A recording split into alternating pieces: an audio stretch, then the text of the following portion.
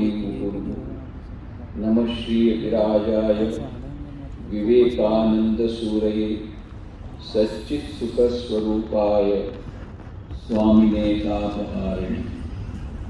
कई बार मैं भिलाई आ चुका हूँ। भिलाई स्टील प्लांट में भी एग्जीक्यूटिव्स के लिए स्ट्रेस मैनेजमेंट के प्रोग्राम एक दो बार हुए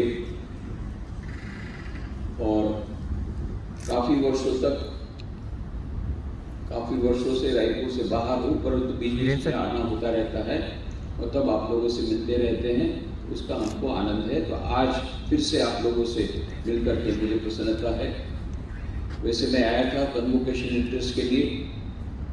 यहाँ पर हेमचंद यादव यूनिवर्सिटी का प्रथम दीक्षांत समारोह था, तो उसके लिए आना हुआ। कल मैं बम्बई में था, बम्बई में वहाँ उनका शताब्दी उत्सव था, तो उसके लिए मैं आया था। फिर यहाँ से आया कि निमंत्रण मिला कि यहाँ पर आना आवश्यक है, तो वहाँ से तुरंत मुंबई से मैं कल रात को पहुँचा। तो आज दीक्षांत समारोह अभी हमने समाप्त किया, तो यह आयोजकों ने मुझे कहा कि जब आप आ ही रहे हैं भिलाई, तो क्यों ना हम उसका लाभ उठाएं। तो मैंने भी हाँ इसलिए कहा कि इस बहाने सब लोगों से मिलना हो जाएगा, पुनः फिर से मिलना हो जाएगा। और बंगला में कहते हैं फाऊ कहते हैं मतलब पुरौनी को। आप जब एक मान लो 4 किलो आपने बेगुन लिया, 10 किलो लिया, तो एक बेगुन वो एक्स्ट्रा दे देता है, उसको पुरौनी बोलते हैं। तो ये मुझे पुरौनी के रूप में ये प्रवचन मुझे मिला है। आया था मैं वहाँ यूनिवर्सिटी के लिए, हमको ये एक्स्ट्रा बेनिफिट मिले। तो कल सुबह फिर मैं राजकोट वापस जाऊंगा। अभी 5 साल से मैं राजकोट में हूँ। उसके पहले 12 वर्ष बड़ौदा में था, उसके पहले 8 वर्ष पोरबंदर में था। तो हम लोगों का ट्रांसफर होते रहता है, पर मेरा जो विद्यार्थी काल रायपुर में बीता, इसलिए रायपुर से छत्तीसगढ़ से नाता बना हुआ है। और यहाँ पर आने से you feel like home coming. जैसे जो बहनें हैं उनको मालूम है, जब मायके जाती तो जरा बहुत ज़्यादा आनंद आता है। मायके जब जाती है तो बापेर बाड़ी बोलते, बंगला में बापेर बाड़ी के चलन खूब आनंद हो लो। तो बापेर बाड़ी, तो हमारा ये जो बापेर बाड़ी यहाँ पर है, तो it is like home coming. हमारी खुद की जगह पर मान लो आ गए, ऐसा आनंद होता है।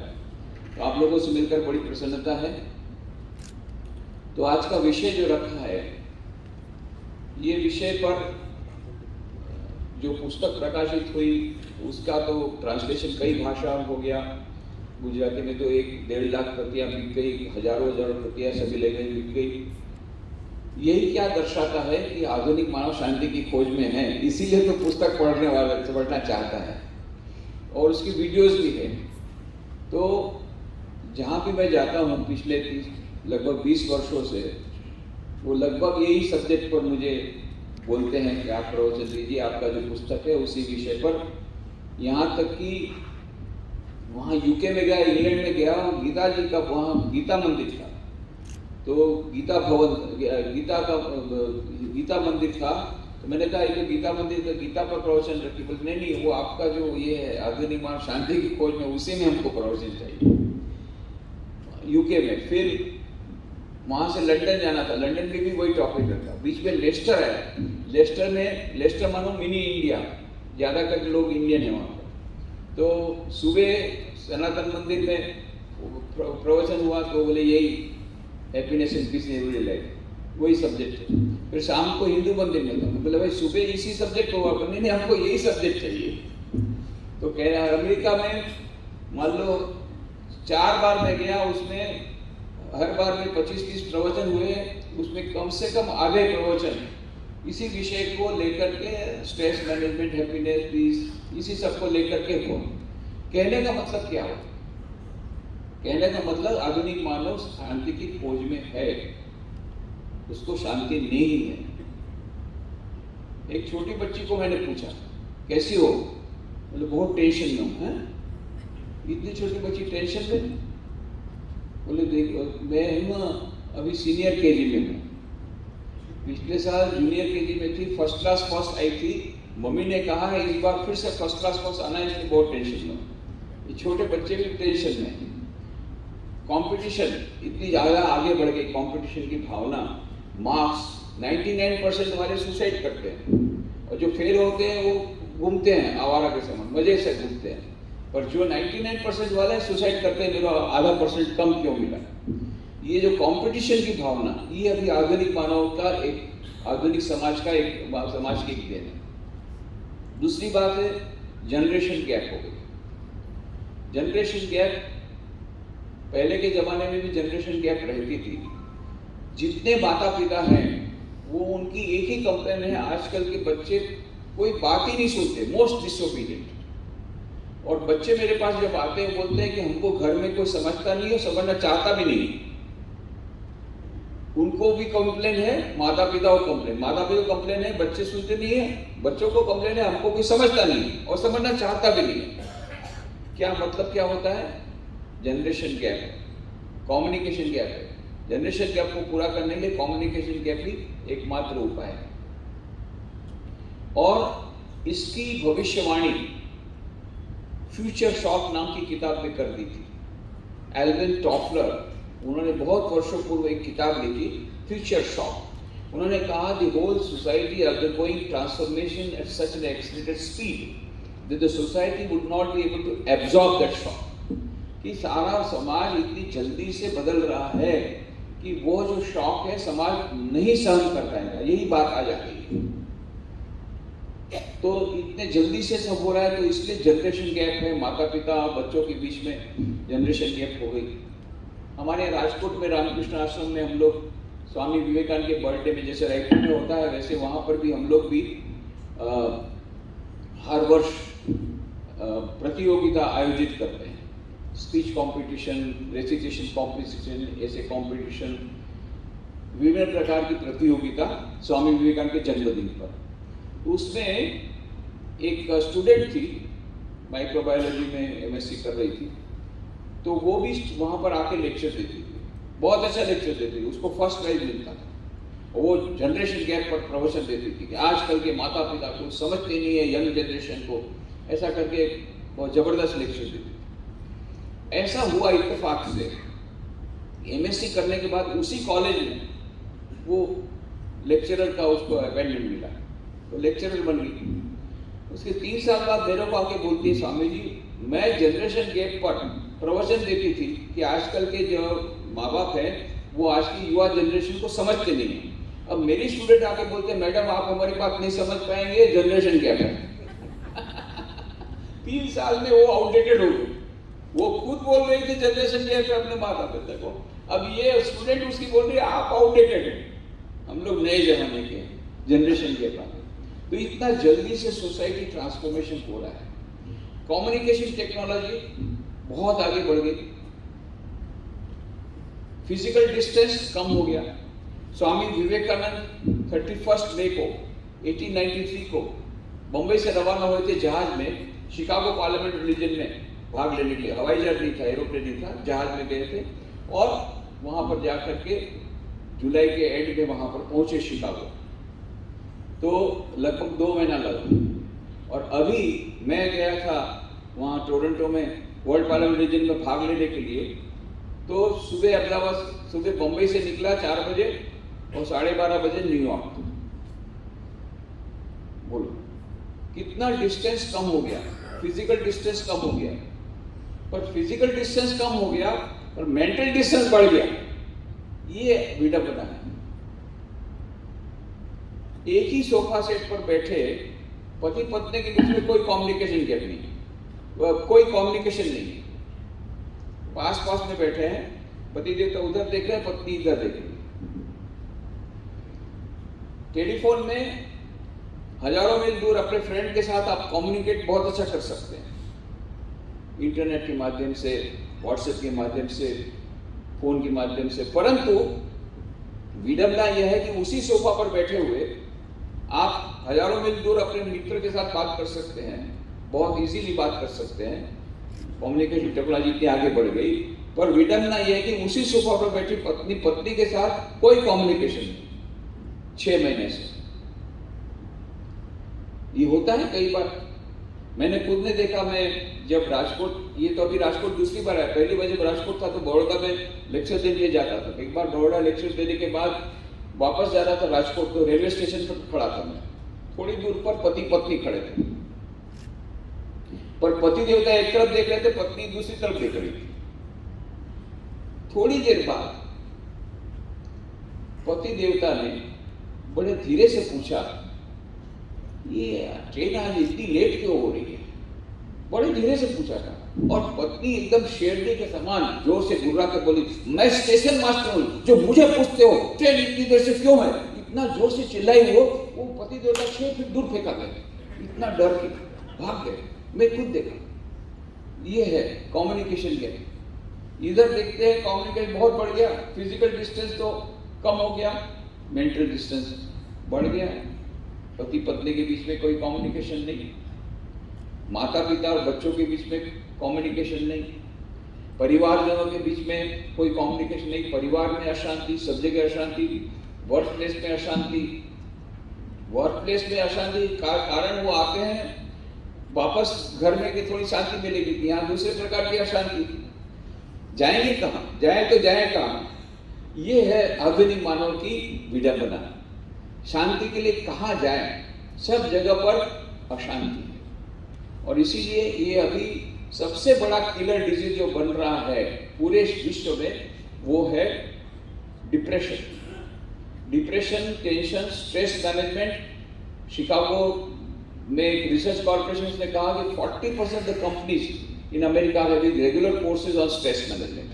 ये वही चीज यहाँ पर भी आ रही है, यहाँ की कंपनियां भी स्ट्रेस मैनेजमेंट के लिए बहुत प्रयत्न कर रही है। सभी वर्कर्स, मैनेजर्स, एग्जीक्यूटिव सब स्ट्रेस में हैं, तनाव में हैं, और इसके लिए, इसके कारण मिनिस्ट्री ऑफ हैप्पीनेस ये स्वीडन में शुरू किया, अभी मध्य प्रदेश में भी शुरू किया, आनंदम उसका नाम रखा है, मिनिस्ट्री ऑफ हैप्पीनेस। यूके ने मिनिस्ट्री ऑफ लोनलीनेस शुरू किया, सब लोग वहां पर इतना लोनली फील करते हैं, मिनिस्ट्री पूरी लोनलीनेस, मिनिस्ट्री ऑफ लोनलीनेस।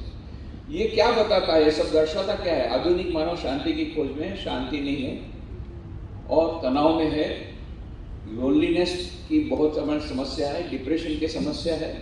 कितनी सारी किताबें प्रकाशित हो रही है। डेरेक हम्फ्रीज द्वारा लिखित एक पुस्तक है, पुस्तक का नाम है द फाइनल एक्सिट। किताब भी एक्सेस हो गई, मिलती नहीं है, बहुत मुश्किल से मुझे एक कॉपी मिली, तो मैं देखना चाहता था उसमें लिखा क्या है। क्या लिखा है उसमें? हाउ टू कमिट सुसाइड, कैसे आत्महत्या करना, वो बहुत बताया है, और वो किताब बिक रही है, बेस्ट सेलर किताब है। जापान की बेस्ट सेलर किताब का नाम है the complete manual on committing suicide, आत्महत्या करने की संपूर्ण मार्गदर्शिका। और कितने लोग तो पुस्तक हाथ में लेकर के जैसा बोला था ऐसा लेकर के मर गए आत्महत्या करके, पुस्तक में जैसा था पुस्तक को लेकर के मर गए। 3.5 लाख प्रतियां एक साल में बिक गई। फ्रांस की बेस्ट सेलर किताब का नाम है सुसाइड यूजर्स मैनुअल। ये सब देश कैसे हैं? So called developed countries.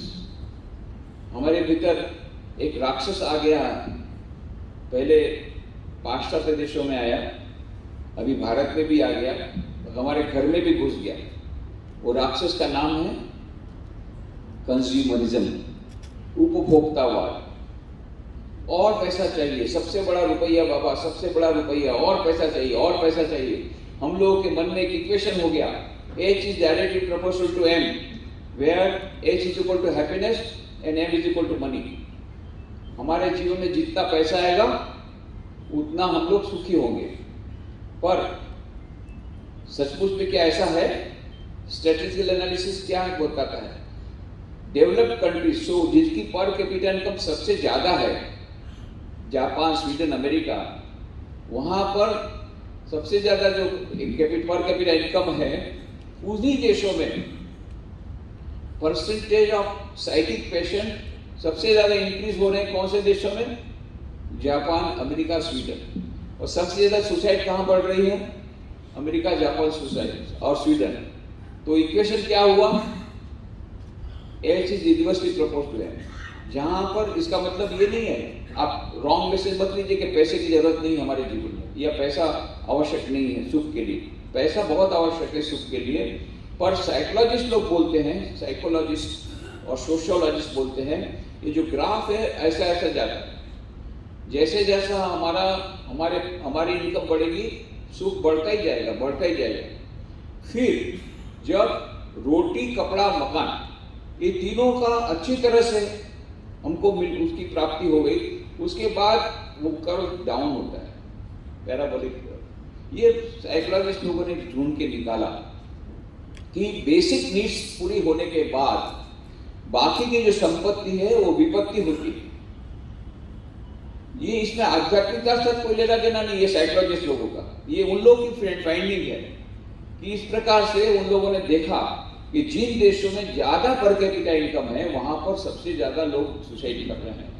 तो मतलब हम जो सोच रहे थे कि पैसा आने से हमारे सभी प्रॉब्लम का सॉल्व हो जाएगा, एक बार पैकेज हमारा दूर हो जाएगा, अच्छी नौकरी मिल जाएगी तो हमारे जीवन की सभी समस्याओं का समाधान हो जाएगा, ये हमारी भ्रामक धारणा है। अवश्य पैसा ज्यादा बढ़ने से हमारी जो दैनंदिन जीवन की चीज की जरूरियातें आवश्यकता है वो जरूर पूरी होगी, उतनी मात्रा में आपको अवश्य अपने मन में शांति मिलेगी, परंतु इसके द्वारा सभी समस्याओं का समाधान नहीं हो सकता मात्र पैसे के द्वारा। और इसीलिए श्री रामकृष्ण देव ने क्या किया, गंगा के किनारे बैठ करके स्वामी विवेकानंद के गुरु, एक हाथ में पैसा लिया, एक हाथ में मिट्टी, टाका माटी टाका करके डाला, और इतना अधिक उनका मानस जो था वो पैसे के प्रति या धातु के प्रति इतनी अधिक उनको घृणा हो गई कि गलती से भी धातु का स्पर्श होता था तो उनका हाथ टेढ़ा हो जाता था, मानो बिच्छू का डंक लगता था। ये बात जब स्वामी विवेकानंद ने सुनी, उस समय वो कॉलेज के विद्यार्थी थे, नरेंद्रनाथ दत्त, तो उनको बड़ा बुरा लगा। आप तुम लोग सब भक्त लोग इसी प्रकार से अपने अपने गुरुओं को बिगाड़ दो, अरे इतना कहो कि वो धन का संचय नहीं करते, पर ऐसी बड़ा के बात क्यों करते हो कि हमारे गुरु तो उनको पैसे का धातु का स्पर्श हो तो हाथ टेढ़ा हो जाता है, बिच्छू का डंक लगता है। बहुत नाराज हुए। एक बार गए थे वहां पर दक्षिणेश्वर में गए, देखा रामकृष्ण देव के कमरे में गए तो कोई नहीं था, रामकृष्ण देव भी नहीं थे, भक्त लोग कोई नहीं थे, चारों ओर देखा उन्होंने, कोई नहीं है, बस एक आइडिया आया उनको। जब देखा कोई नहीं है तो चुपके से श्री रामकृष्ण देव जिस कॉट पर बैठते थे उसके नीचे गद्दी थी, गद्दी के नीचे एक चांदी का रुपया, उस समय तो नोट तो नहीं थी, चांदी के सिक्के थे, चांदी का एक सिक्का उन्होंने रख दिया और कोने में खड़े हो गए देखते माजरा क्या होता है। थोड़ी देर बाद आए रामकृष्ण देव, आए भक्तों के साथ, जैसे ही बैठे मानो बिच्छू का डंक लगा, फिर सब लोगों ने देखा कुछ नहीं, फिर बैठे, फिर बिच्छू का डंक लगा मानो, तब जाकर के उन्होंने गद्दी वद्दी नीचे फाइल गिराई, देखा खनन करके वो रुपया गिर गया। आवाज, सब लोग सोच रहे रुपया कहाँ से आया, रामकृष्ण देव की गद्दी किस तरह का रुपया। सब लोग देखने लगे, रामकृष्ण देव भी देखने लगे, चारों ओर देखा तो कोने में नरेंद्रनाथ मुंह नीचा किए खड़े। श्री रामकृष्ण देव समझ गए, वो नाराज नहीं हुए, बोले बेटा बहुत अच्छा किया, बेटा बहुत अच्छा किया, गुरु की परीक्षा करना, अच्छी तरह परीक्षा करना, फिर उसको स्वीकार करना, ये श्री रामकृष्ण देव की परीक्षा इस प्रकार से की। तो आज के हमारे युग में कंज्यूमरिज्म, उपभोक्तावाद इतना आगे बढ़ गया है, उसका ही एक और बड़ा भाई वो भी आ गया इंडिया में, उसका नाम है एफ्लुएंजा। ऑक्सफोर्ड डिक्शनरी ने नया शब्द डाला है, नाम है एफ्लुएंजा। इन्फ्लुएंजा नहीं, वो तो कभी जब हमको होता है, ये इन्फ्लुएंजा नहीं है, एफ्लुएंजा है, वो आपको हमको नहीं होगा, वो एफ्लुएंट लोगों को होता है, इसलिए आप चिंता मत करो। एफ्लुएंट माने जो बहुत पैसे वाले हैं उन्हीं को वो होता है। तो ये एफ्लुएंजा वहां अमेरिका में उन लोगों ने, पेरेंट्स लोगों ने, माता पिताओं ने एफ्लुएंजा रेजिस्टेंट सोसाइटी बनाई to protect their children from affluenza. क्यों? एफ्लुएंजा होता क्या है कि जब वो बच्चे लोगों को पॉकेट मनी देते हैं, उससे वो कुछ खरीदता है, कुछ ये करता है, उसके बाद में एक मोबाइल, दो मोबाइल, एक कार, दो कार, और जितना उसको उसकी 8 जूते 10 जूते जितना मिलता है उतना और चाहता है, तो he becomes a prey of noogenic neurosis. उसके बाद में और जब आगे बढ़ता है तो वो ड्रग एडिक्ट हो जाता है, उसके बाद में फाइनली वो सिजोफ्रेनिक हो जाता है, सिजोफ्रेनिक होने के बाद सुसाइड कर लेता है। ये धीरे धीरे करके वो सुसाइड की ओर चला जाता है। तो अपने बच्चों को उससे बचाने के लिए उन लोगों ने उनका पॉकेट एक्सपेंसेस कम कर दिया और वीकेंड में उनको गांव में ले जाते, देखो इनके पास एक भी कार नहीं, फिर भी कितने आनंद में तुम्हारे दो कार है, तुमको और तीसरी कार चाहिए, ऐसा सब समझाते हैं। एनी केस वो जो एफ्लुएंजा है वो भी हमारे आ गया। क्यों? हमारे यहाँ भले 40% लोग गरीबी रेखा से नीचे हैं या गरीब है, जिनको दो टाइम खाना नहीं मिलता, ये बात सच है। उसके साथ साथ कुछ लोग ऐसे भी हैं, करीब 10% लोग हमारे देश में, जिनको पैसा का क्या करना समझ में नहीं आ रहा, इतना भी पैसा उनके पास। और पूरे विश्व की ये बात स्थिति, 1% of the rich people are having 73% wealth of the whole world. 73% पूरे विश्व का 73% जो धन है केवल 1% लोगों के पास है। इन मिलियनर्स, एक तरफ बिलियनर्स ये बढ़ते जा रहे हैं, भारत में भी बढ़ते जा रहे हैं, दूसरे देश में बढ़ते जा रहे हैं, और एक तरफ गरीब लोग भी बढ़ते जा रहे हैं। इससे पैराडॉक्स, ये अजीबोगरीब एक घटना है। तो जो भी हो, अभी एक जोक आई, अमेरिका में एक जोक आई, बोले देखो भाई, अभी तक हम लोग बोलते थे अपने बच्चों को, खाना वेस्ट मत करो।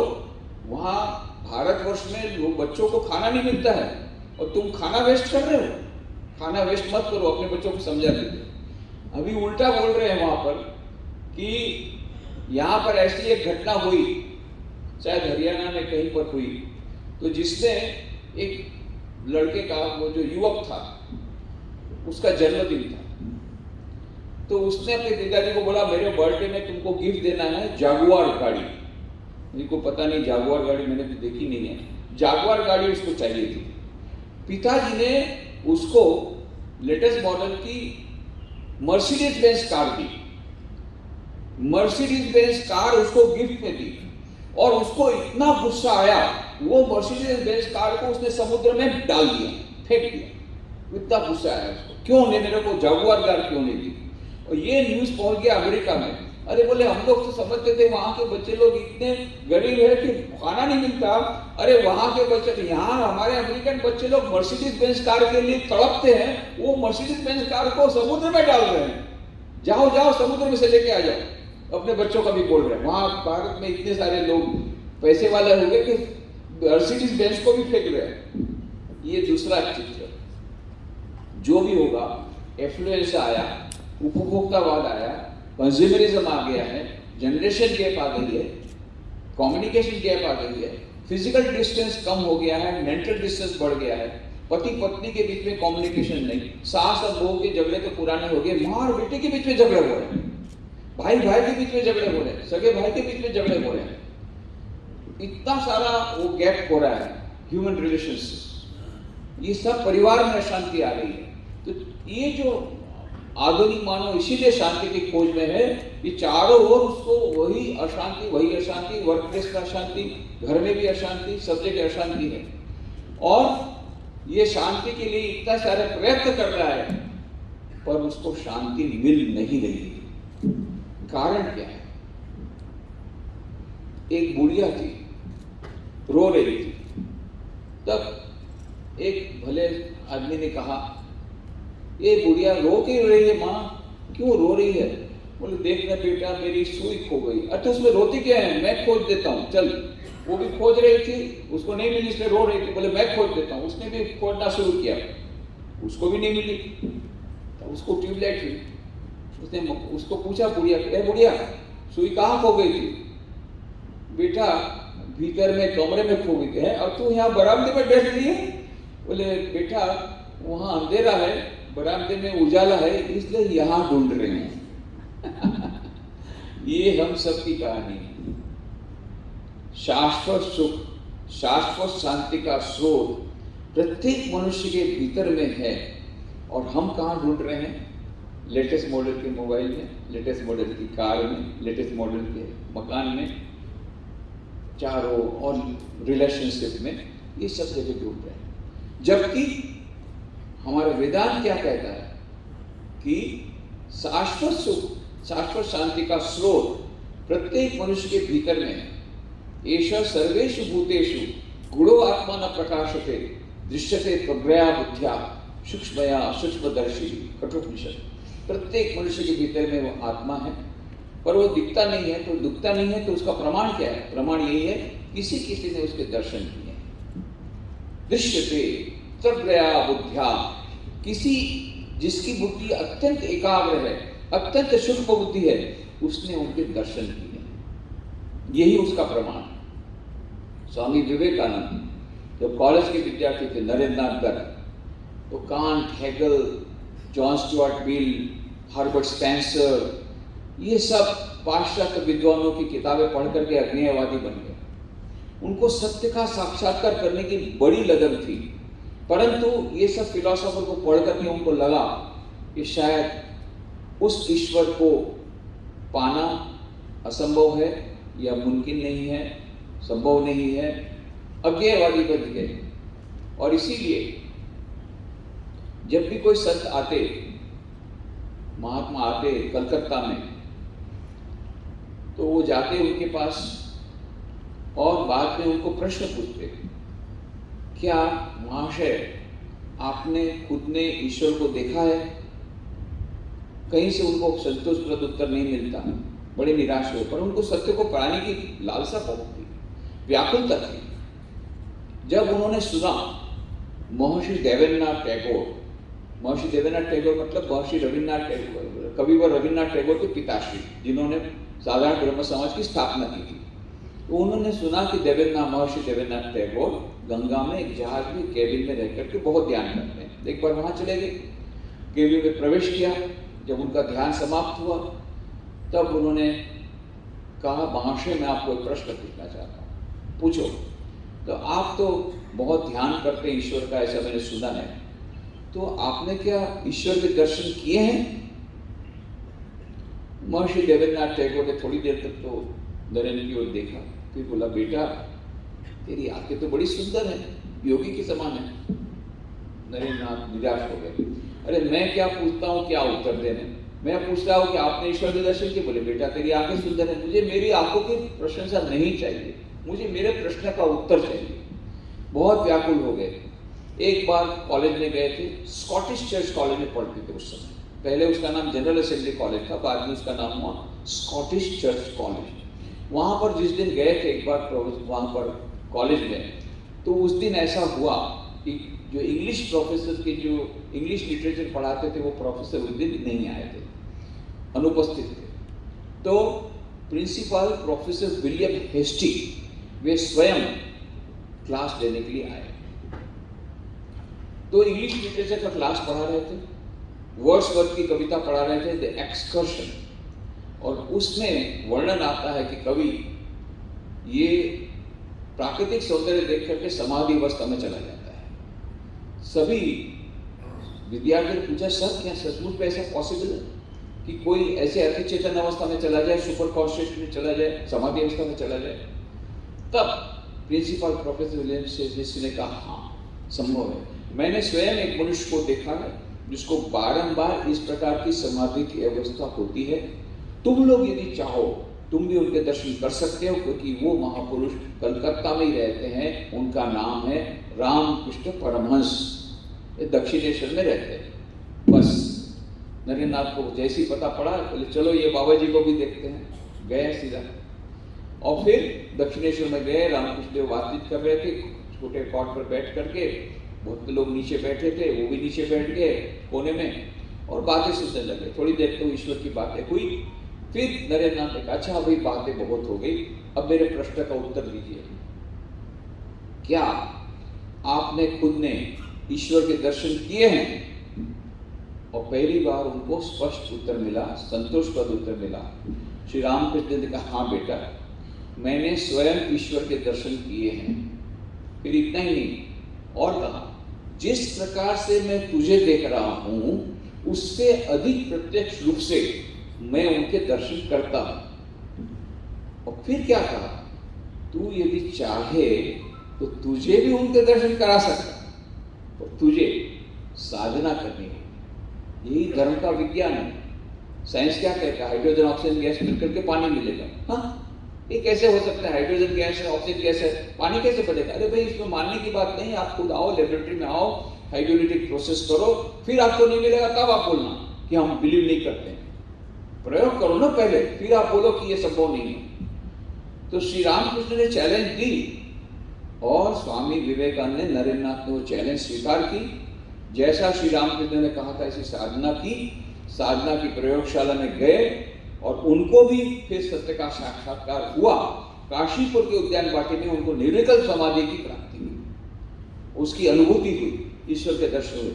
क्योंकि उनके खुद को ये अनुभूति हुई थी, इसलिए शिकागो धर्म सभा में, अमेरिका में, वो अपनी अनुभूति के बल पर गर्वपूर्वक और घोषणा कर सके थे।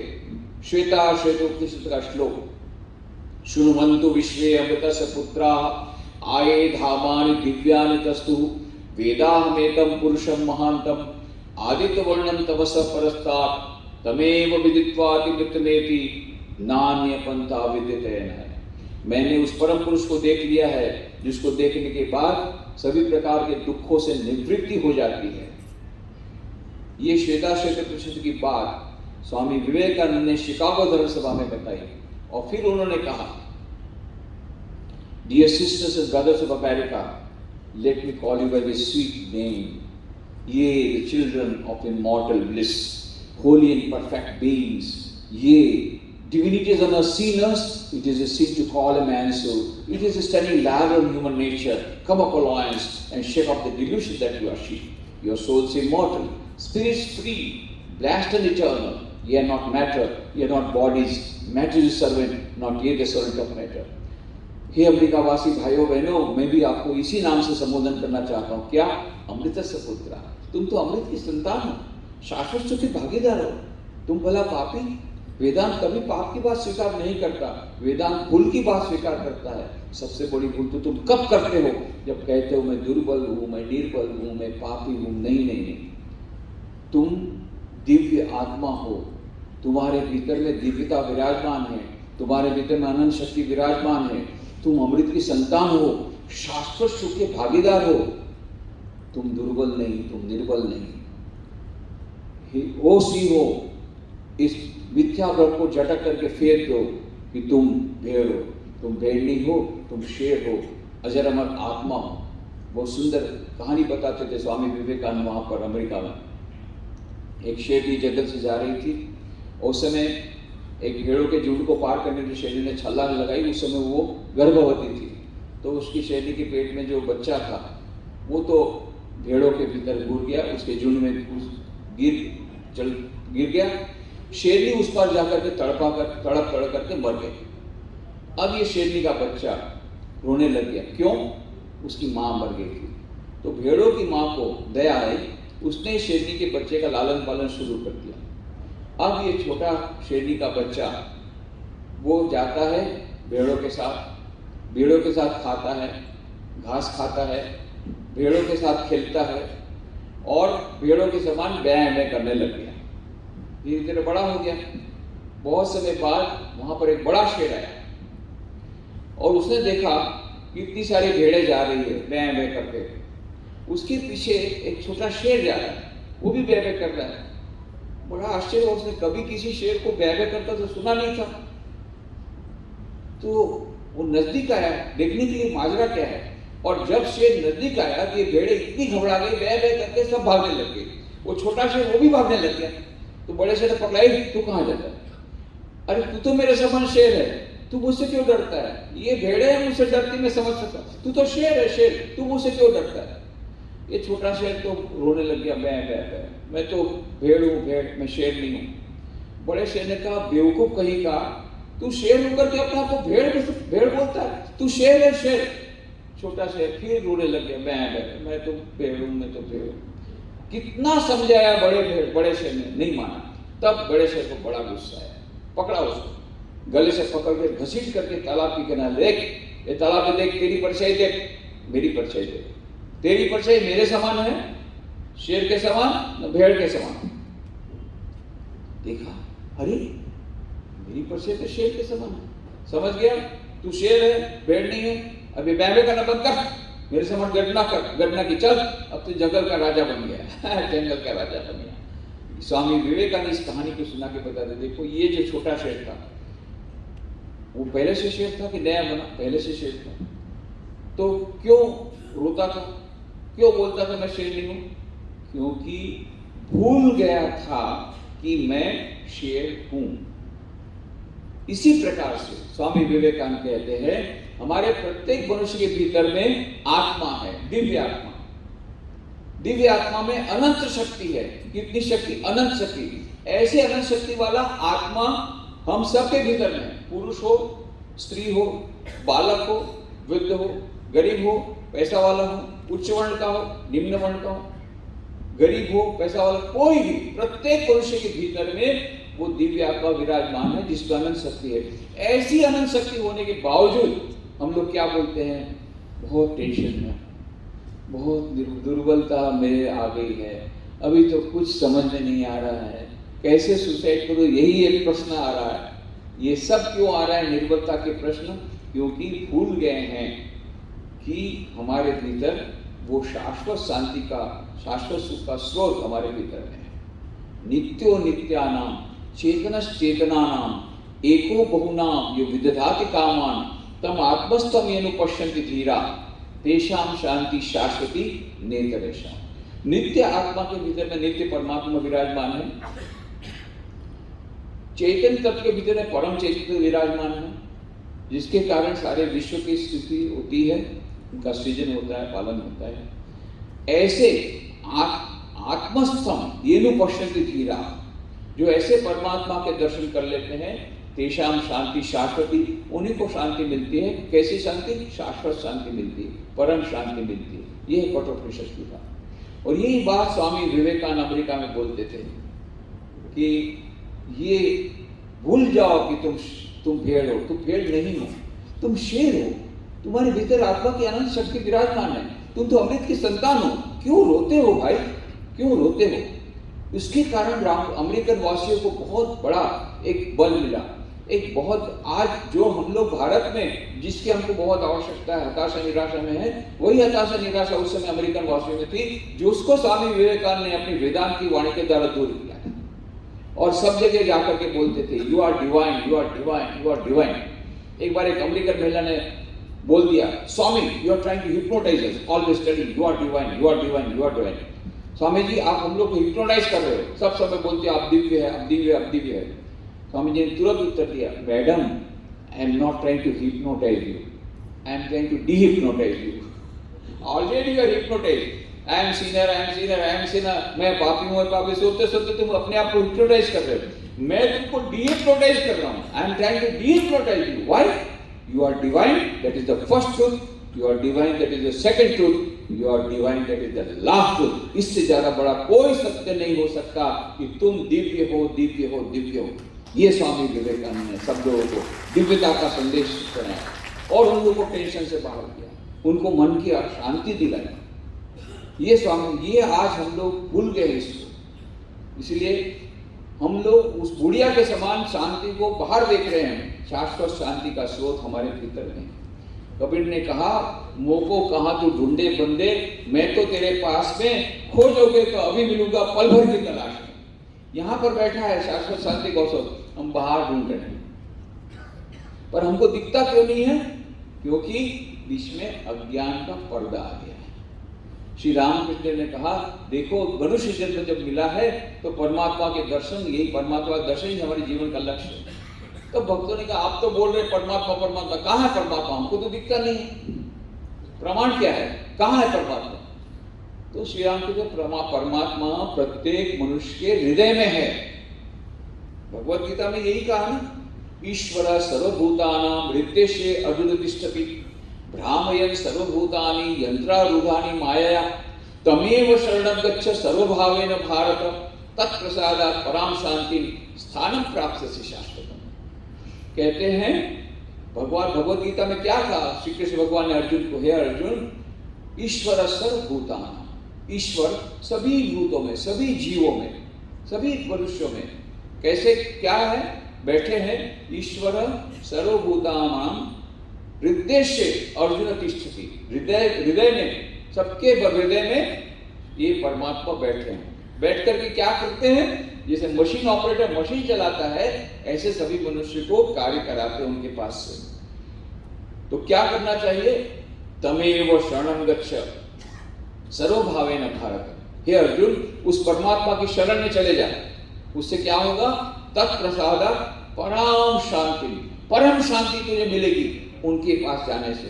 तत्प्रसादात् परम शांति स्थानम प्राप्स्यसि शाश्वतम, तुझे शाश्वत शांति मिलेगी, शाश्वत पद मिलेगा। यह बात है। तो भगवान श्री रामचंद्र ने क्या कहा? ईश्वर तो हृदय में बैठे हैं। आप तो बोलते हैं पर हमको तो दिखता नहीं है, तो हम कैसे उस पर विश्वास करें? तो श्री रामचंद्र, अच्छा मैं तुम लोगों से बातें कर रहा हूं, उस पर विश्वास है? बोले हाँ। क्यों? क्योंकि हम आपको देख रहे हैं। तुरंत श्री रामचंद्र ने क्या किया? उनके पास ऐसी एक चादर थी, उससे चादर से अपना मुंह डाल दिया। डर करके बोला, अभी तुम मुझे देख सकते हो? बोले नहीं। तो इसका मतलब मैं नहीं हूं ना? वो तो सही, तो क्यों नहीं दिखता? बोले इसमें ये पर्दा आ गया। बस यही बात है, ईश्वर हमारे बहुत नजदीक है पर हमको दिखते क्यों नहीं? बीच में अज्ञान का पर्दा आ गया, इसलिए नहीं दिखते। बहुत नजदीक है, हमको नहीं दिखते, अज्ञान का पर्दा आ गया। इसलिए कबीर ने कहा, घूंघट का पट खोल रे तो हे पिया मिलेंगे, कट को वचन मत बोल रे तो हे पिया मिलेंगे। तुझे प्रियतम के दर्शन अवश्य होंगे, परमात्मा के दर्शन अवश्य होंगे। घूंघट का पट खोलना पड़ेगा, अज्ञान का पर्दा खोलना पड़ेगा। तो अज्ञान का पर्दा कैसे खुलेगा? उसकी 4 उपाय है। स्वामी विवेकानंद ने सारे वेदांत का सार राजयोग के ग्रंथ में दे दिया। Each soul is potentially divine. The goal of human life is to manifest this divinity within by controlling nature external and internal. Do this either by work or worship or psychic control or philosophy, by one or more or all of these, and be free. This is the whole of religion. Doctrines, dogmas, rituals, temples, churches, mosques are but secondary details. प्रत्येक मनुष्य के भीतर में दिव्यता सुषुप्त रूप से विराजमान है। मनुष्य जीवन का लक्ष्य उस अंतर्निहित दिव्यता को अभिव्यक्त करना है। वो कैसे हो सकता है? बाह्य एवं अंतःप्रति को तो वशीभूत करना। वो कैसे हो सकता है? 4 उपाय: राजयोग, ध्यान, भक्ति योग, प्रार्थना, ज्ञान योग, सद्ग्रंथों का अध्ययन चिंतन, और कर्म योग या सेवा योग, निस्वार्थ सेवा। ये 4 योगों के माध्यम से 4 योगों को अपने जीवन में उनका प्रतिपालन करके हम उस दिव्य परमात्मा का दर्शन कर सकते हैं, दिव्यता को अभिव्यक्त कर सकते हैं, जो हमारा जन्मसिद्ध अधिकार है। और स्वामी विवेकानंद क्या कहते हैं? This is the whole of religion. यही धर्म का सर्वस्व है। बाकी किसने कितने लंबे तिलक लगाए, कौन कितनी बार मंदिर बत्तीस गिरजाघर गया, किसने कितने प्रकार के ग्रंथ पढ़े, या किसने कितने उपवास किए, ये सब गौण है, खराब नहीं है। असली बात है किसने कितने प्रमाण में अपने भीतर की आत्मा को दिव्य आत्मा की अभिव्यक्ति की। वो है असली आध्यात्मिकता, वो है सच्चा धर्म, और वही धर्म का सर्वस्व है। यह दिव्यता की अभिव्यक्ति, उसके लिए हमको अज्ञान का पर्दा दूर करना पड़ेगा। उसके लिए 4 योगों का समन्वय करना पड़ेगा। आप लोगों ने रामकृष्ण मिशन की किताब देखी होगी। प्रत्येक किताब में एक एम्बलम आता है, वो हमारा रजिस्टर्ड एम्बलम है। स्वामी विवेकानंद ने कहा किसी संस्था का प्रतीक ऐसा होना चाहिए कि उसपे संस्था का पूरा आदर्श प्रकट हो जाए। तो उन्होंने स्वयं उसकी डिजाइन बनाई। तो आपने देखा होगा रामकृष्ण मिशन की कोई भी किताब में एक तो सांप है, ऐसा सांप है, फिर सूर्य है, कमल का फूल है, जल की लहरें हैं, और भीतर में हंस है, नीचे लिखा है तन्नो हंस प्रचोदयात्। इस प्रकार से हंस अर्थात परमहंस अथवा परमात्मा की प्राप्ति होती। कैसे होती है? ये जो सांप है वो कुंडलिनी शक्ति का प्रतीक है। राजयोग में ऐसा कहा है कि कुंडलिनी शक्ति मूलाधार से सहस्त्रार तक जब जाती है तो वो जाती है तो सर्पाकार जाती है। तो ईड़ा पिंगला सुषुम्ना 3 नाड़ियां हैं। सुषुम्ना के पद से मूलाधार से ये कुंडलिनी शक्ति ऐसे घूमते घूमते घूमते ऊपर सहस्त्रार में जब आती है तब समाधि की प्राप्ति होती है। अनंत सुख, अनंत ज्ञान, अनंत मिलता है। ये है राजयोग। तो कुंडलिनी शक्ति का प्रतीक है सांप, जो कि राजयोग का प्रतीक है।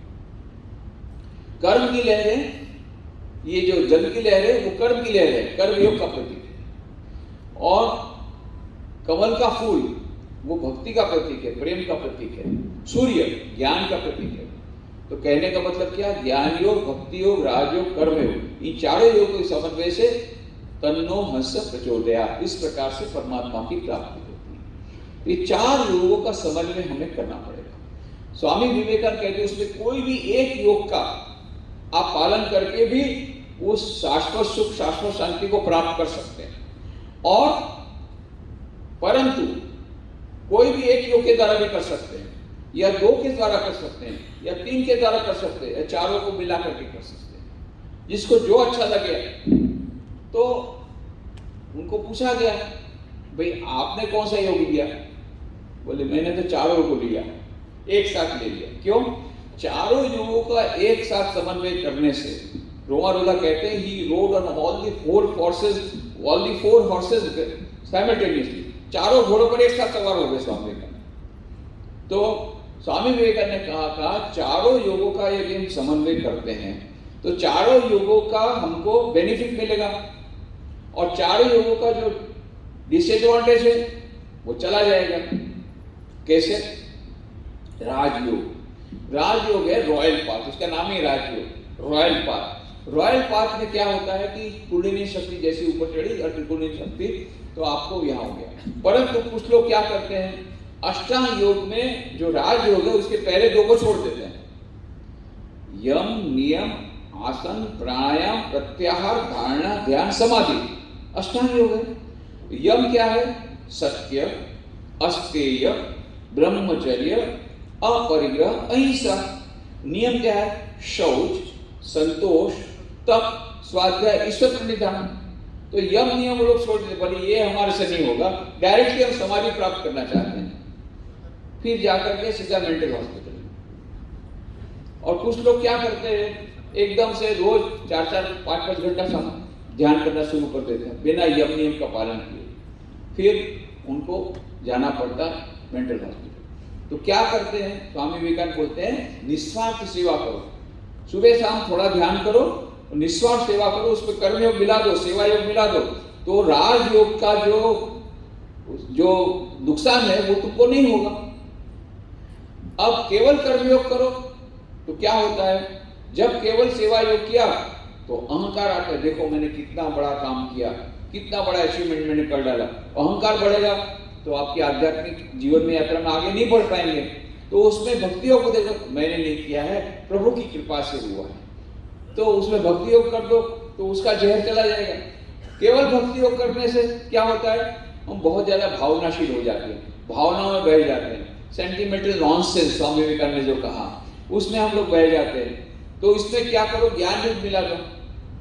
तो ज्ञान योग मिलाने से क्या है, श्री रामकृष्ण कहा करते थे, अरे भक्त हो भी बोका हो भी क्या ना, भक्त बनो, बेवकूफ क्यों बनते हो। उसकी कहानी भी सुनाया करते थे वहां पर। वो इसलिए उन्होंने कहा था कि कई लोग जब भक्त बन जाते हैं तो अपनी जो बुद्धि है उसको गिरवी रख देते हैं, बाहर किसी को दे देते हैं, अपने पास रखते नहीं बुद्धि को। अरे बुद्धि का उपयोग करके भक्त बनो, पर बुद्धि को ताला लगा करके भक्ति में बह जाते हैं और फिर बाद में उनको पछताना पड़ता है। तो उसमें ज्ञान योग मिलाना चाहिए, बुद्धि का उपयोग करना चाहिए। सोना चांदी की दुकान थी, अब कोई भी जाता ग्राहक तो पहला आदमी क्या बोलता, केशव केशव केशव। तो सब लोग बोलते अरे केशव केशव। दूसरा क्या बोलता, गोपाल गोपाल गोपाल। तीसरा क्या बोलता, हरि हरि हरि। और चौथा क्या बोलता, हर हर हर। सब लोग सोचते थे अरे ये लोग कितने भक्त लोग हैं, पूरा भगवान का नाम ले रहे हैं। एक जन बोल रहा है केशव केशव, दूसरा बोल रहा है गोपाल गोपाल, तीसरा बोल रहा है हरि हरि, चौथा बोल रहा है हर हर। वाह रे वाह। तो वो जाकर के अपने चांदी वगैरह सब सोना वैसी दे के आ जाते थे। फिर श्री रामकृष्ण ने कहा अरे तुम लोग को मालूम नहीं है, उनकी कोड लैंग्वेज है। जो बोलता था केशव केशव मैंने केशव केशव मैंने कैसे हैं ये लोग, तो बोलता है गोपाल गोपाल, एकदम गोपाल के समान भोले भाले हैं। तो तीसरा बोलता है हरि हरि, तो उसका गहना सब हरण कर लूं। अरे हर हर, वो बिल्कुल बेवकूफ है, हरो जितना हरण करना हो सोना ले लो। ऐसे सब भक्त लोग ठगा जाते हैं, बुद्धि का उपयोग नहीं करते। तो उसने क्या कहा, उसने थोड़ा ज्ञान योग मिला दो। अच्छा केवल ज्ञान योग करोगे तो शुष्क हो जाएगा, शुष्क हो जाएगा, उसमें भक्ति योग मिला दो। तो चारों योगों को मिलाने से हमको चारों योगों के बेनिफिट मिलेंगे और चारों योगों का जो नुकसान है वो नहीं होगा। और एक बात है, अभी हमारे तो कंपनी वाले बैठे हैं, उनको मालूम है किसी भी कंपनी की प्रोडक्टिविटी बढ़ाना है, प्रोडक्टिविटी के बिना तो आप कंपटीशन में, अभी ये जो ग्लोबलाइजेशन हो गया, लिबरलाइजेशन इकोनॉमी हो गया, और प्रोडक्टिविटी बिना आप टिक नहीं पाएंगे, प्रोडक्टिविटी बढ़ाना पड़ेगा। तो प्रोडक्टिविटी कैसे बढ़ेगी? Maximum utilization of resources. आपके पास जो रिसोर्सेज है उसका मैक्सिमम यूटिलाइजेशन करना पड़ेगा। तो हमारे पास क्या रिसोर्सेज है, हमारे पास क्या क्या फैकल्टी है, उसका मैक्सिमम यूटिलाइज हम करेंगे तो हमको ज्यादा लाभ होगा। कैसे? हमारे पास हाथ है, भगवान ने हाथ दिए, तो हाथ से भगवान का काम करो। तो भगवान ने मन दिया है, तो मन से भगवान का ध्यान करो। तो भगवान ने बुद्धि दी है, बुद्धि से चिंतन करो, भगवान क्या क्या सत्य है क्या नहीं है, सतासत, जो क्या सच्चा है क्या झूठा है, क्या सत्य है क्या मिथ्या है, ये चिंतन करो बुद्धि से। और भगवान ने हृदय भी दिया है, और हृदय क्या चाहता है? प्रेम देना और प्रेम लेना। कितना प्रेम? अनंत प्रेम हम चाहते हैं। मैं तो युवकों को बोलता हूँ कितना प्रेम चाहते हो? 10 किलो ना 20 किलो ना 20 किलो, 20 किलो ना 40 किलो, 40 किलो। तो कितना प्रेम मिले से बोलोगे हमको नहीं चाहिए, अनंत प्रेम चाहिए। तो मैंने बोला कान खोल के सुन लो, जिनको जिनको प्रेम रोग लागू हुआ है, प्रेम योग किताब पढ़ लो, वो प्रेम रोग तुम्हारा चला जाएगा। उसमें क्या कहा स्वामी विवेकानंद ने? There cannot be an infinite law between two finite realities changing all the time, and their moods also changing all the time, and both going towards that. दो सीमित व्यक्तियों के बीच में जो हमेशा जिनका मूड भी चेंज होता रहता है, दोनों मृत्यु की ओर जा रहे हैं, असीम प्रेम संभव नहीं है। तो असीम आत्मा और असीम परमात्मा, ये दोनों के बीच का जो संबंध है वही असीम हो सकता है, वही अनंत हो सकता है। तो स्वामी विवेकानंद का ये कहना है कि हम हृदय के द्वारा परमात्मा को यदि हम प्रेम करेंगे तो कभी पछतावा नहीं होगा। कई लोग आते हैं मेरे पास, लड़के लोग, बोले उसके ऊपर इतने इन्वेस्ट किया, दूसरे के साथ बाकी पर काय को इन्वेस्ट करने गए थे? भैया पहले तो इन्वेस्टिगेट करो कि तुम्हारी मोटरसाइकिल को चाहती है ना तुमको चाहती। तो ये होता है बुद्धि का उपयोग नहीं करते। तो कहने का मतलब क्या है कि प्रेम करो तो अनंत प्रेम, हम थोड़ा सा भी प्रेम देते हैं भगवान को, भगवान हमको अनंत प्रेम देते हैं। ये इसका नाम है भक्ति योग या प्रेम योग। तो हमारे जितनी फैकल्टीज का हम मैक्सिमम यूटिलाइज कर लेंगे, चारों योग का समन्वय करेंगे, तो क्या होगा? जल्दी से हम उस परमात्मा की प्राप्ति, परम पद की प्राप्ति, शाश्वत सुख, शाश्वत शांति की प्राप्ति, आत्मा का साक्षात्कार, जो भी बोलो, या निर्विकल्प समाधि की प्राप्ति अथवा मोक्ष की प्राप्ति, ये सब हो जाएगा। पर कुछ लोग क्या बोलते हैं, हमको तो भाई ये सब तो बाद में होगा, हमको दैनिक जीवन में शांति चाहिए। तो अभी उसका उपाय भी बताता हूँ। जो उपाय तुमको शाश्वत शांति देंगे, वही उपाय आपको दैनिक जीवन में भी शांति देंगे। कैसे? ज्ञान योग का मतलब क्या होता है? ज्ञान का मतलब होता है अंत में चिंतन करके मैं कौन हूं, सच्चा ज्ञान, नित्यानित्य वस्तु विवेक का ज्ञान और हमारे अस्तित्व का ज्ञान, इसको हम ज्ञान योग बोलते हैं। मैं उसको दूसरे रूप में लेता हूं कि ऐसी पुस्तकें पढ़ना जिससे हमारे भीतर में पॉजिटिव थिंकिंग आए, जिससे हमारे भीतर में बल आए, जिससे हमारे भीतर में शक्ति आए, ऐसे शक्तिदायी विचारों को पढ़ना चाहिए। जिससे मन में शांति मिले, ऐसी किताबों को पढ़ना चाहिए। एक बहुत अच्छी किताब है श्री रामकृष्ण वचनामृत, मास्टर महाशय महेंद्रनाथ गुप्त एम, उनका नाम था महेंद्रनाथ गुप्त, पर अपने आप को छुपाने के लिए केवल म लिखते थे, म, एम इंग्लिश में लिखते थे एम। मास्टर महाशय, उनका दूसरा नाम मास्टर महाशय था इसलिए क्योंकि वो ईश्वर चंद्र विद्यासागर में मास्टरगिरी करते थे, वहाँ शिक्षक थे। परंतु उनका असली नाम था महेंद्रनाथ गुप्त, और अपने आप को गुप्त ही रखने के लिए एम लिखते थे, म। वो एक बार ऐसा परिवार में सब ऐसी स्थिति हुई कि एक दिन रात को अपनी पत्नी को बच्चों को लेकर के घोड़ा गाड़ी पे चले गए, घर का त्याग कर दिया। त्याग करके घोड़ा गाड़ी में जाए थे, रात को ऐसा हुआ कि घोड़ा गाड़ी का चक्का निकल गया, तो वरानगर में वहां पर किसी अपनी बहन के यहाँ उनको शरण लेनी पड़ी। और फिर दूसरे दिन उनका जो भांजा था सिद्धेश्वर मजूमदार, उसने कहा मामा बाजू में वो दक्षिणेश्वर मंदिर है, वहाँ चलोगे? तो उसने कहा मेरे को अभी कोई मंदिर देवी देवता से कोई लेना देना नहीं है। और उन्होंने मन में सोच ही लिया था मुझे आत्महत्या के सिवा मेरा कोई चारा नहीं है, आत्महत्या का पूरा इरादा हो गया। तो फिर सिद्धू ने कहा पर मामा बहुत सुंदर बगीचा है गंगा के किनारे, तो वो प्रकृति प्रेमी थे, अच्छा बगीचा देखने चलो। तो आया दक्षिणेश्वर में बगीचा देखने के लिए। वहां बगीचे से वहां देखा एक छोटा कमरा है, वहां कई लोग जा रहे हैं, तो क्या है वहां देखने के लिए गए। तो रामचंद्र अपने कमरे में बैठे थे, कुछ भक्त लोग बैठे थे, तो वो भी कोने में बैठ गए। बस 5 मिनट में इतनी अद्भुत शांति मिली। बाद में लिखते हैं कि उनको लगा कि मानो सुखदेव जी साक्षात सुखदेव बैठ के भागवत पाठ कर रहे हैं, इतनी मन में शांति मिली। और फिर उन्होंने प्रणाम किया, रामचंद्र का फिर से आना, फिर गए, बस उसके बाद तो उनका जीवन परिवर्तन हो गया, आत्महत्या का इरादा चला गया। फिर जब जाते गए तब उनकी एक आदत थी डायरी लिखने की, उसी दिन जो भी संभाषण श्री रामकृष्ण के साथ होते भक्तों के, वो अपनी डायरी में लिख लेते। एक बार स्वामी विवेकानंद ने देख लिया उनकी डायरी को, अरे मास्टर इसमें तो बहुत अच्छी बातें हैं, इसको प्रकाशित करो। नहीं मेरी प्राइवेट डायरी है, मैं प्रकाशित नहीं करूँगा। पर बाद में स्वामी विवेकानंद के अनुरोध पर, माँ शारदा के अनुरोध पर उन्होंने रामकृष्ण कथामृत पुस्तक लिखी बंगला में, और वो इतनी पॉपुलर हुई। बाद में तो उन्होंने वर्ल्ड रिकॉर्ड ब्रेक कर दिया 1983 में, उस किताब ने वर्ल्ड रिकॉर्ड ब्रेक कर दिया। उसके बाद में तो हिंदी में ट्रांसलेशन किया सूर्यकांत त्रिपाठी निराला जी ने, उसका नाम रखा रामकृष्ण वचनामृत। फिर बाद में गुजराती, मराठी, तमिल, तेलुगु, मलयालम, कन्नड़, उड़िया विविध भाषा में अनुवाद हुए। फिर बाद में अंग्रेजी में उसका नाम हुआ the gospel of Shri Ramakrishna, और फिर उसमें से Japanese, Russian, Greek, Dutch, Spanish, Italian विविध भाषा में उसका अनुवाद हुए। कई हजारों प्रतियां उसकी बिक गई, कितने लोग आत्महत्या में से बच गए, इतनी अद्भुत उनको शांति मिली। एक व्यक्ति आत्महत्या के इरादे से निकला था, उसको इतनी शांति मिली कि उसके बाद में उसने जो लिखा उसके कारण कितने लोगों को शांति मिली।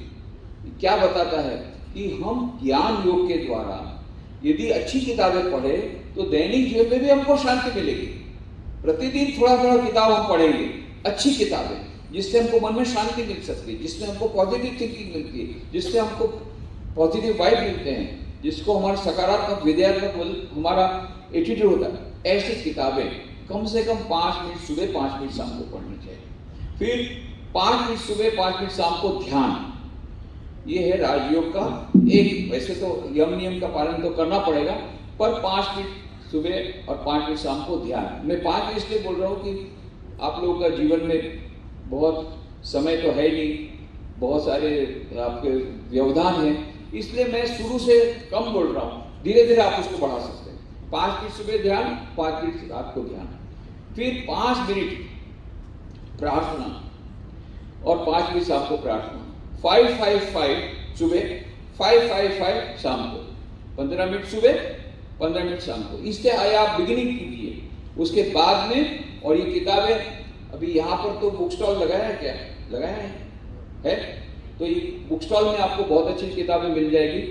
तो एक किताब तो शायद आपको गिफ्ट में मिलेगी, पर उसके अलावा कुछ किताबें आप खरीद भी सकते हैं, है ना? बुक स्टॉल है ना खरीदने के लिए? नहीं, यहाँ नहीं है। कहाँ है?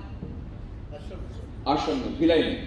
तो भिलाई में जो रामकृष्ण वहाँ पर समिति है, वहाँ पर आप लोग जरूर से वहाँ विजिट कीजिए और किताबें लीजिए। और रायपुर में तो बहुत बड़ा स्टॉल है, रायपुर में कभी आ सकते हैं। पर ये सब किताब बहुत अच्छी किताब। ऑफ कोर्स आजकल आपको सबको ऑनलाइन मिल जाएगा। vivekanand.live, ये हमारे रामकृष्ण आश्रम राजकोट की वेबसाइट है, vivekanand.live। उसमें आप किताबें ऑनलाइन पढ़ सकते हैं, आप ऑनलाइन ऑर्डर कर सकते हैं कोई भी किताब, उसका लिस्ट आपको मिल जाएगा। और यदि उसमें नहीं भी होगा तो आप बोलेंगे तो तुरंत आपको पहुंच जाएगा। अमेज़न में भी कई किताबें अभी आ गई, किंडल में भी आ गई, बहुत सारे आपको, अभी तो डिजिटल हो गया, डिजिटलाइज हो गया इंडिया का, नो प्रॉब्लम। तो वो किताबें आप पढ़िए, पुस्तकें पढ़ने से दैनिक जीवन में अवश्य शांति मिलेगी। कितने लोग आत्महत्या में से बच गए केवल ये रामकृष्ण वचनामृत किताब पढ़ गए। दूसरी स्वामी विवेकानंद की किताब थॉट्स ऑफ पावर, इतनी छोटी सी किताब, एक एक थॉट इतना पावरफुल है।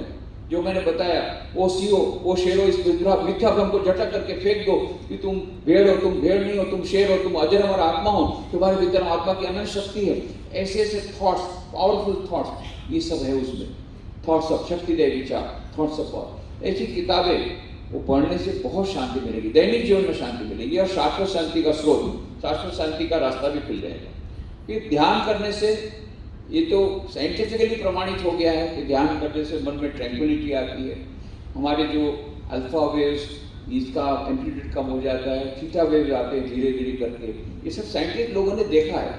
ध्यान करने से मन की शांति मिलती है, ट्रैंक्विलिटी आती है। तो थोड़ा सा हम ध्यान करने से, और साथ साथ में हम जब परमात्मा का ध्यान करते हैं तो न केवल मन में शांति मिलती है, परमात्मा की ओर भी हम अग्रसर होते हैं, शाश्वत शांति की ओर भी हम लोग अग्रसर हो सकते हैं। तो ये चारों जो उपाय है, ध्यान, प्रार्थना, सदग्रंथों का अध्ययन, और सारा दिन क्या करना है, सारा दिन जो भी काम हम कर रहे हैं उसको कर्मयोग की दृष्टि से करना है।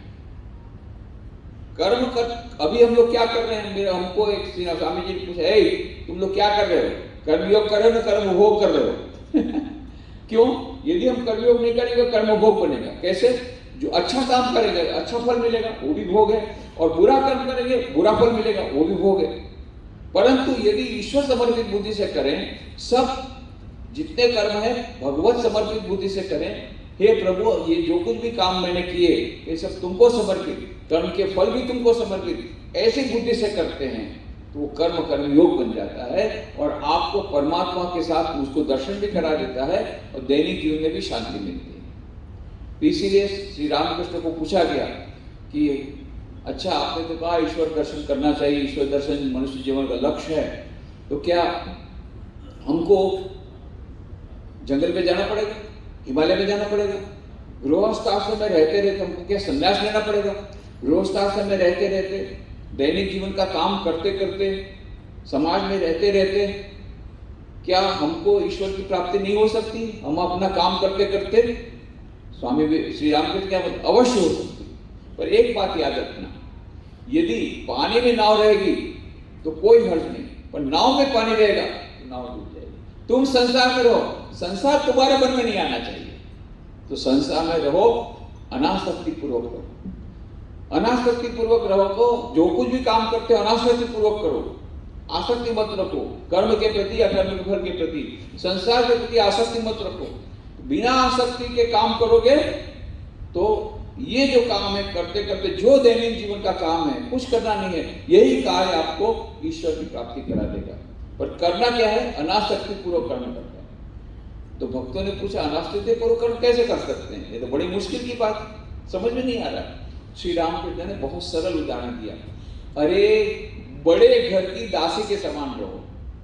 बड़े घर की जो काम वाली थी ना, आया बड़े घर की मतलब पैसे वाले, जो पैसे वाली जो सेठानी वो तो खा पी के मोटी हो जाती, वो तो काम नहीं कर सकती। तो वो जो काम वाली है आया, वही सेठानी का सब काम करती है, जोड़ा झाड़ू पोछा करती है, बर्तन मांजती, कपड़ा धोती, और जो सेठानी का जो बच्चा है ना उसको वही संभालती। बेटा हरी नहा ले, बेटा हरी खा ले, बेटा हरी स्कूल चल। और जो हरी जो लड़का सेठानी का, वो अपनी माँ के पास नहीं जाता, इसके पास जाता, इसके साथ उसका अटैचमेंट हो गया। पर इसकी आसक्ति नहीं है। क्यों? जब वो बोलती है बेटा हरी नहा ले, बेटा हरी खा ले, वो जानती है ये मेरा हरी नहीं है, मेरा सच्चा हरी तो झोपड़े में बैठ के रो रहा होगा, कभी बोलती नहीं है। क्या होता है, एक दिन उसके जो बर्तन मांज रही थी, प्लेट टूट गई, और सेठानी तो बहुत गुस्सा हो गई, मैं जापान से इतनी महंगी प्लेट लाई थी, तोड़ दी तूने, गेट आउट, गेट आउट। तो नौकरानी तो हंसते हंसते चली गई कि उसको दूसरी नौकरी मिल जाएगी। पर नौकरानी मिलना बड़ा मुश्किल, भिलाई की बात मैं नहीं जानता, बाकी कई शहरों में मैं जाता हूँ तो बहन बोलती है सबसे बड़ी समस्या हमारी यही है, आप वो सब लेक्चर छोड़ो, हमको बस नौकरानी दे दो और आप चले जाओ, बस हमको शांति शांति। और नए नौकरानी कहाँ से लाऊंगा भाई? तो नौकरानी तो उसको दूसरी नौकरी मिल जाएगी, और सेठानी को फिर नौकरानी नहीं मिलती, फिर अपने काम करने जाती है, फिजियोथेरेपी का बिल होता है 10,000 का। अरे बोले इससे अच्छा प्लेट गई तो प्लेट गई, ये तो मेरी कमर चली गई इसके द्वारा। जो भी होगा, कहने का मतलब क्या है, ये नौकरानी को थोड़ा सा भी दुख नहीं हुआ, वो चली गई। और नौकरानी का लड़का वो उसके बिना रोता है, वो जाता नहीं स्कूल, सेठानी का मानता नहीं है, क्योंकि उसके प्रति आसक्ति है काम वाले के प्रति। और काम वाले की आसक्ति नहीं, क्यों? अरे पहले से जानती थी मेरा लड़का नहीं है। इसीलिए श्री रामकृष्ण कहते हैं संसार में रहो, सबसे प्यार करो, सबकी सेवा करो, माता पिता की सेवा करो, बच्चों की सेवा करो, बच्चों को प्यार करो, सास ससुर की सेवा करो, सास ससुर को प्यार करो, सबको प्रेयर करो, सबकी सेवा करो। पर मन में याद रखना, एक दिन बुलावा आएगा, सब छोड़ करके जाना पड़ेगा। उस समय हमारी कुछ नहीं चलेगी और अकेले ही जाना पड़ेगा, कोई हमारे साथ नहीं जाएगा। तो अभी से यदि हम तैयारी नहीं रखेंगे तो बड़ा दुख होगा। अनासक्ति पूर्वक मतलब होता है हम सेवा करेंगे, जरूर करेंगे, काम भी करेंगे, पर आसक्ति नहीं होगी। बड़े घर की दासी के समान रहो। ये बहुत अच्छा श्री रामकृष्ण देव ने कहा। तो ये 4 योगों का समन्वय करके क्या होगा, दैनिक जीवन में शांति मिलेगी, शाश्वत सुख और शाश्वत शांति का स्रोत भी हमको मिल जाएगा। ये स्वामी विवेकानंद ने आधुनिक मानव के लिए शांति के लिए इतना छोटा सा बढ़िया सा पैकेज दिया है। 4 योगों का समन्वय करो, दैनिक जीवन में शांति मिलेगी, शाश्वत सुख शाश्वत शांति का मार्ग प्रस्तुत हो जाएगा। श्री रामकृष्ण देव ने जो कहा था ईश्वरव्यापी जीवन का उद्देश्य, वो भी मिल जाएगा।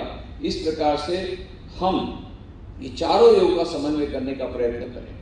अंतिम बात, टाइम तो बहुत हो गया है, बहुत ज्यादा टाइम हो गया, बोलूं कि नहीं? अंतिम बात,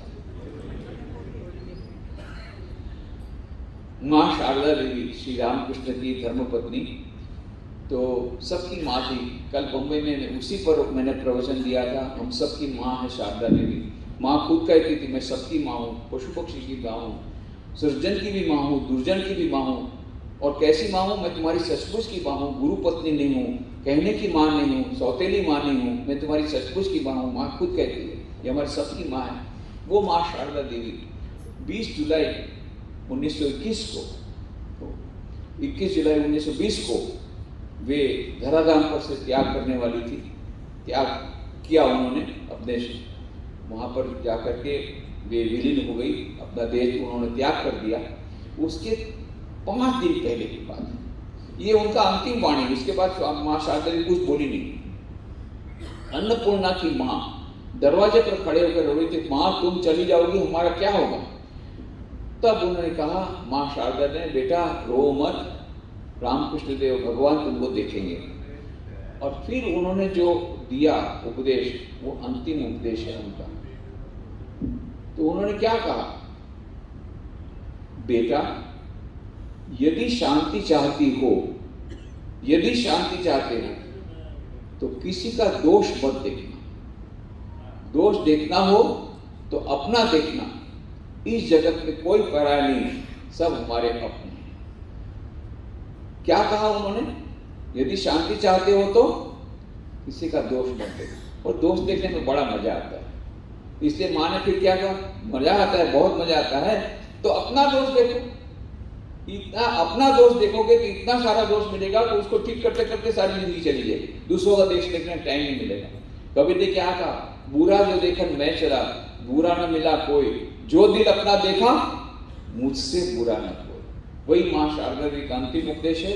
याद रखना, इस किसी का दोष मत देखना, दोष देखना हो तो अपना देखा, तो अपना देखना। इस जगत में कोई पराया नहीं, सब हमारे अपने हैं।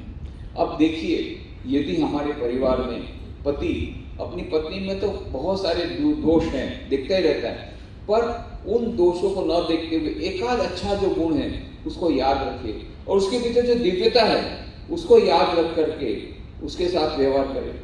पति में बहुत सारे दुर्गुण हैं, उसको भूल करके उसमें एकाध जो गुण है उसको याद रख करके, उसके भीतर जो दिव्यता है उसको याद करके उसका संबंध रखें। माता पिता अपने बच्चों में जो दिव्यता है उसको देखने का प्रयत्न करें, बच्चे अपने माता पिता में जो दिव्यता है उसको देखने का प्रयत्न करें। इस प्रकार से सबके भीतर में जो सच्चे अच्छे गुण हैं उनको देखने का प्रयत्न करें। दोषों को देखने का प्रयत्न न करें तो हमारे परिवार में शांति आएगी, हमारे जीवन में शांति आएगी और दैनिक जीवन में शांति आएगी और परम शांति का मार्ग भी प्रस्तुत हो जाएगा। तो आप लोगों को सबसे मिलकर के बड़ी प्रसन्नता हुई। मैं आप लोगों को यही अनुरोध करूंगा कि मैंने केवल ट्रेलर दिखाया है, आपको खुद को किताबें पढ़नी पड़ेगी। स्वामी विवेकानंद के 4 योग हैं, राजयोग, भक्ति योग, ज्ञान योग, कर्मयोग, इसको अवश्य पढ़ें। श्री रामकृष्ण वचनामृत अद्भुत पुस्तक है, 3 खंड में है, उसको अवश्य पढ़ें।